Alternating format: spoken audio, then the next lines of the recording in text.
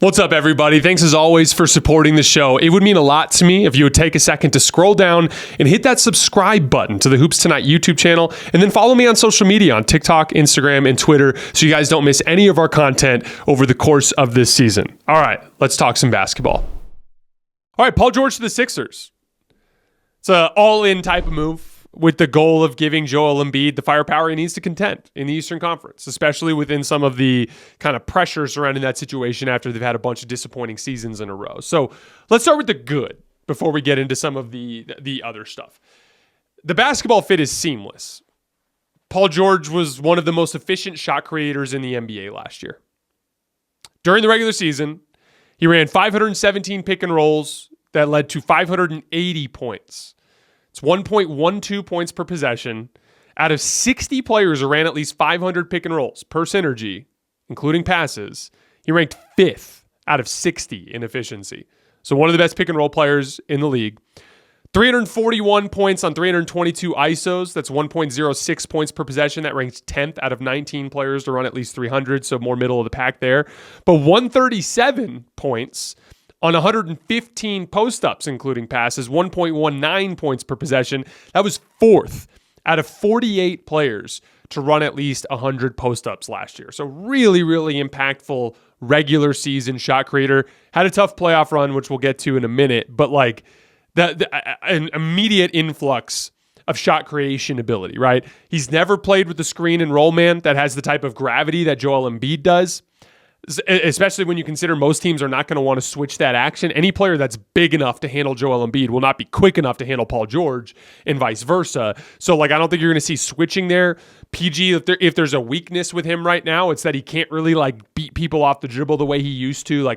He only had 10 made field goals at the rim in that 6-game series against the Dallas Mavericks. So, you need him to have a good screener so that he can kind of methodically operate in the mid-range. I actually kind of like that as a change-up to Tyrese Maxey, too, because Tyrese Maxey is, all downhill speed and pull-up threes. Downhill speed, pull-up threes, right? And Maxey brings some movement shooting as well. So, I like Paul George as just kind of a different kind of pace to attack with Joel Embiid. And then again, when we look at what happened last year, it's a lot of minutes where it's Maxey and Embiid with, Batum, Oubre, and Harris, right? And there just wasn't enough firepower offensively out of that threesome. And Tobias Harris was just had a really, really tough last couple of years there in Philly. And so upgrading that to a legitimate threat like Paul George, I'm a big believer in whatever you think about Paul George, don't overthink things.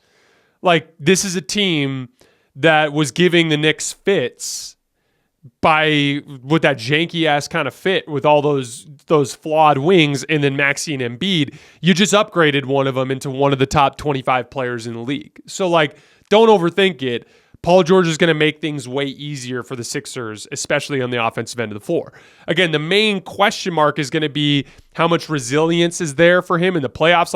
He had a rough series against Dallas. I'm not going to get into the details right now. We'll get into it when we talk the Clippers. But the advantage is hopefully he's your third best player. You're hoping for Philly's sake that Maxey and Embiid kind of bring enough of that firepower that Paul George.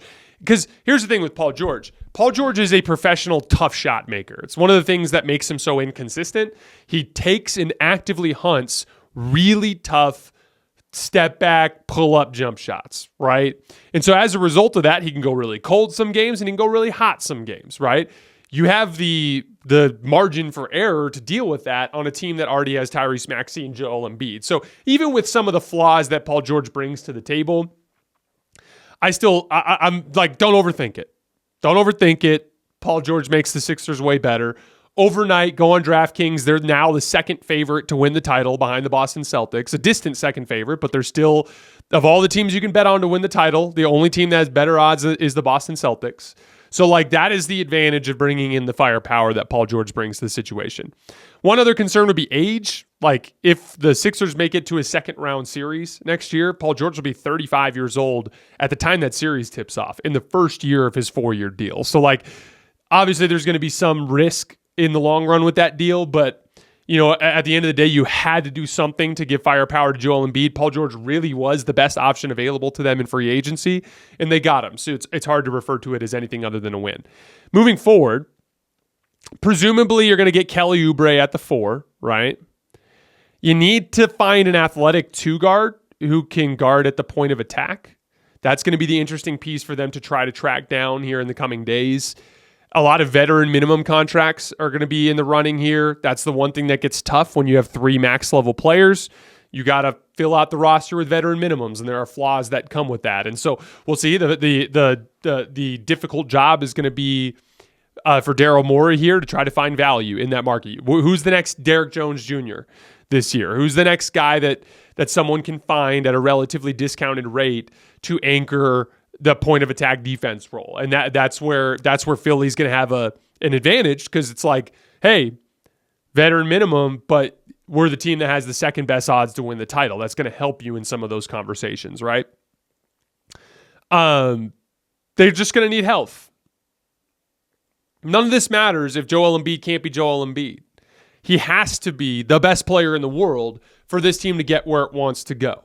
Make no mistake, the addition of Paul George and Tyrese Maxey does not give the Sixers a substantial talent advantage over Boston. Boston just signed Derek White today for a deal over $30 million a year. They have 5 players that make over $30 million per year. They are still more talented than the Philadelphia 76ers right now. And the only thing that can rectify that situation is Joel Embiid. He has to play like the best player in the world. He has to outplay Tatum, unlike Tatum outplaying Embiid like he did in Game 7 2 years ago. Embiid has to win those battles in order for this team to get where they want to go. This is where I like another signing that the Sixers had earlier this summer, or 2 days ago. They get Andre Drummond.